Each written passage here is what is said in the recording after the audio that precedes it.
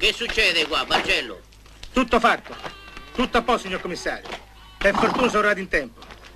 Col mio figlio, signor commissario. Gioco d'azzardo, rissa, a mano armate e falsa genuinità. Eccoli sti galantomeri. Bravi, bravi, bravi. Signor Marchese, e che ci fa lei in mezzo a tutta questa canaglia? Che ci faccio? È proprio vero. Hai visto? Mo so cazzi tui. Mi ci ha messo sto coglione qua. Ma davvero? Ma che ti sei ubriacato? Ti metti a restare al Marchese del Grillo? Ma stavo in mezzo a tutti questi ladroni. E tu non sai distinguere un nobile da un plebeo? Per questo ti farei 2 mesi di galera, così ti impari. E che impara? È uno scemo, non lo vedi? Gli avevo pure detto chi ero. Ah, te l'aveva detto. Allora 4 mesi. Lo perdoni, eccellenza. Ah. Tutti quanti gli altri in galera. No, meno quello. Quello è il servitore mio, mi viene sempre appresso. Naturalmente. Andiamo, Ricciò. eccellenza. Andiamo.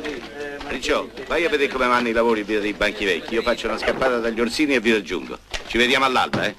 Ah. Mi dispiace. Ma io so io. E voi non siete un cazzo.